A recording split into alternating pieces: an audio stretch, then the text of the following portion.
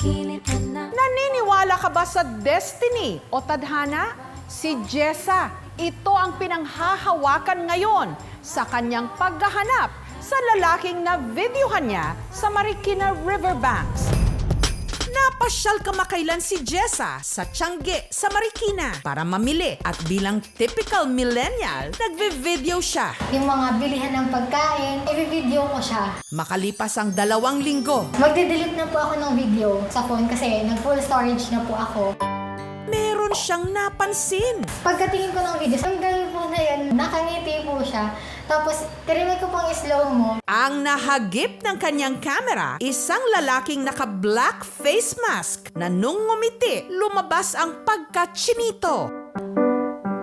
He's cute po. Yun yung smile niya po, pang ano talaga, yung emoji na gano'n. Gusto ko rin po siyang ma-meet. Tadhana ba sa TikTok para pagtagpuin kayo ulit? Sino ang the guy behind the black face mask? May membership card daw si Jessa sa mga SMP o samahan ng mga malalamigang Pasko. Kagagaling lang kasi niya sa hiwalayan. Nabudol, nasaktan, nastam ako ng pag-ibig. Kaya itinuon na lang niya ang kanyang panahon sa kanyang pag-aaral, pagpa-part-time model at pagbubukonera. Pero maski ano pa raw baling ng kanyang atensyon, Nami-miss ko yung feeling na pagkatapos mo mag-aral, may magsasabi sa'yo na, okay ka lang ba? Kakamustahin yung araw mo? Or sasabihin sa'yo na, pwede kitang dalawin. hanggang na-videohan na nga niya ang lalaking naka-black face mask. At ang kanilang encounter, nasundan pa pala. May photographer po, picture ng stranger photoshoot. After ko pong magkaroon ng solo shoot and siya din po, nandun siya sa gilid namin nakatayo. Naisipan ko, gusto ko tong i-post, hanapin ko siya. Dito na may nag-comment, kilala raw niya ang lalaki sa video at hindi kinaya ni Jessa ang kanyang natuklasan. Ang the guy behind the black face mask, nakasama na niya pala taong 2019. Hindi ko lang ma-recall kung ano yung na-represent niyang program, pero nakasama ko po siya. Nakakatawa yung tadhana, pero ang baduy. Hi! Kung sino man po nakakakilala, yung guy na pinost ko sa TikTok, let him know na gusto ko pa siyang makilala. Pero ayon sa TikTok comments, si Mystery Guy meron ng asawa't anak. If ever man na malaman ko nga na may anak or may asawa, I would say sorry kasi ayoko po na may nadedehado ako. Kaya hinanting namin ang lalaki sa video at natunto namin siya sa Teresa Rizal. Ang dating naka-man bun sa video, ang the guy behind the black face mask. Heto, bagong gupit na. Si Christian! Nasa Marikina Riverbanks daw siya noon para solong mag-food trip. Hindi ko alam na binidyohan niya ako. Sabi ko, sino may pakisakin? Kasi dami mention, kuya, ang dami naghahanap sa'yo. Sana nakita mo yung video ni Ate Jessa. Kulat po. Huminto muna sa pag-aaral at nagtatrabaho bilang encoder si Christian. At kahit dati pa pala, Bago mag-viral po yung video, kilala ko po si Jessa sa pangalan lang po dahil TikToker din nakaka-attract.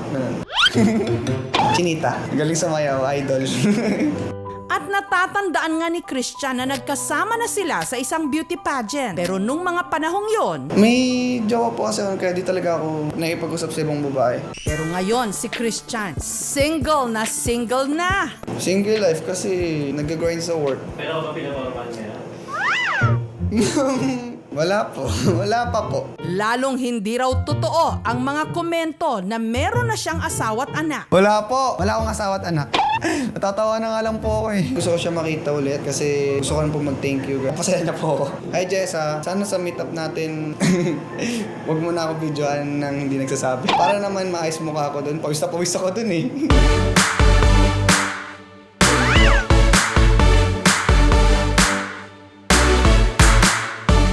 Nitong Huwebes, matapos ang shoot namin kay Jessa, meron kaming ipinakilala.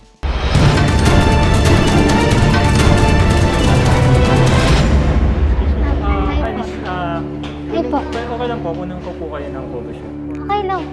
Yes po. Pero hindi ito si Christian ha, isa itong street photographer. Habang pak na pak sa pag-aura si Jessa, Ang the guy behind the black face mask, personal nang mag-face reveal sa dalaga. Walang iba kundi si Christian!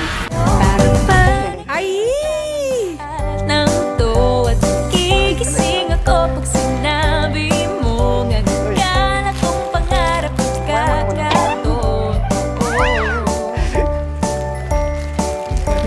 Pangiti mo pag sa'kin ay iba tayo. Ay, Nagulat ako. kamusta ka? Okay na. Normal. Normal? Kinakabahan ako. Ikaw, Ako rin, kinakabahan ako eh. mas nagulat ako. Nagustuhan mo ba yan? Ano naman? You look familiar talaga. Siyempre, nahiya ako i-approach ka. Pero, alam ko naalala mo na nagkita na tayo sa pageant. Kaya pinodel. Kaso hanggang doon lang talaga. May kanya-kanyang love life kasi nung dati. Uy, single pala ako ah. Baka inisip niya, sakot anak na ako eh. I'm single. Ang kanilang date itinuloy na kung saan sila nagka-chance encounter sa Marikina. Pero ang tanong ng bayan, may pag-asa nga ba na mauwi ang pagkakaibigan sa pagkakaibigan? Sana mabot ng Pasko po. Hoy, Pasko na. December na. Slowly pero sana sure.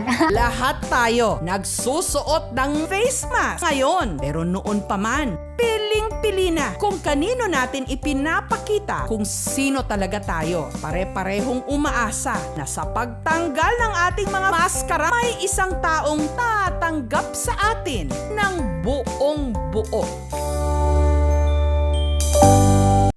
Thank you for watching, mga kapuso. Kung nagustuhan niyo po ang videong ito, subscribe na sa GMA Public Affairs YouTube channel.